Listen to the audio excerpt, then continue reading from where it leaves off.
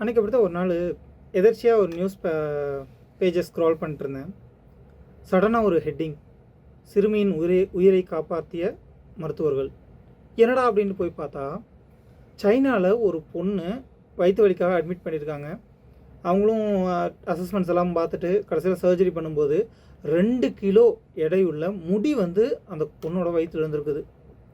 உடனே நீங்கள்லாம் யோசிக்கலாம், சைனாக்காரன் அன்றைக்கி வவ்வாலையும் அதையும் சாப்பிட்டு கொரோனாவை கொண்டு வந்த மாதிரி முடியை சாப்பிட்டு ஏதோ ஒரு வியாதியை கொண்டு வந்துடுறான்னு நினைக்காதீங்க. இது ஏன்னா இது ஆல்ரெடி இருக்கிற ஒரு வியாதி. ஸோ இது பேர் ட்ரைகோட்டிலோமேனியான்னு சொல்லுவாங்க. ஸோ ட்ரைகோட்டிலோமேனியா என்னென்னா ஹேர் புல்லிங் டிஸார்டர். அது என்ன ஹேர் புல்லிங் டிஸார்டர்? நமக்கெல்லாம் கோவம் வரும்போது முடியை பிச்சுக்கணும் போல் இருக்குதுன்னு சொல்கிறோம்ல, அதை லிட்ரலாக செய்வாங்க. அதுக்காக தான் தட்ஸ் கால்ட் அஸ் அன் ட்ரைகோட்டிலோமேனியா.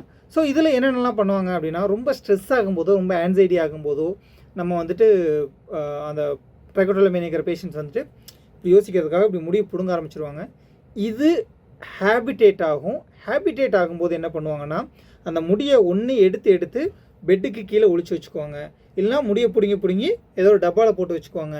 அதை விட ரொம்ப சேஃபாக இருக்கணும்னு முடியை பிடுங்கி சாப்பிட ஆரம்பிச்சிருவாங்க.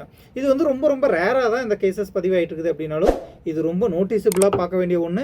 ஏன்னா இது இனிஷியல் ஸ்டேஜஸ்லாம் நமக்கு தெரியாது. ஏன்னா தலையில் இருக்கிற கோடிக்கணக்கான முடிகளில் ஒரு முடி போகிறது நமக்கு பெருசாக தெரியாது. பட் இது கண்டினியூ ஆகிட்டு இருக்கும்போது பெரிய அளவுக்கு டேமேஜ் ஆகி ஒரு பக்கத்தில் ஸ்கேல்பில் முடியே இல்லை, ஓப்பன் ஆகி கிடக்குது அப்படின்னு பார்க்கும்போது தான் நமக்கு அது தெரியவே வருது. தெரிஞ்சதுக்கப்புறம் அதை கண்ட்ரோல் பண்ணுறது ரொம்ப ரொம்ப கஷ்டமாக போயிடுது. சரிங்களா?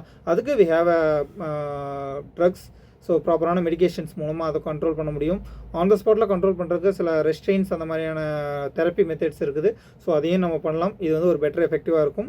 ஸோ இந்த மாதிரி டிஃப்ரெண்ட்டான ஒரு விஷயங்கள் இருக்குதா சைக்காட்ரியில் அப்படின்னா அஃப்கோர்ஸ் இருக்குது. ஸோ அதை பற்றி டெய்லியும் தெரிஞ்சுக்கணும் அப்படின்னா ஜஸ்ட் ஃபாலோவர்ஸ். தேங்க்யூ.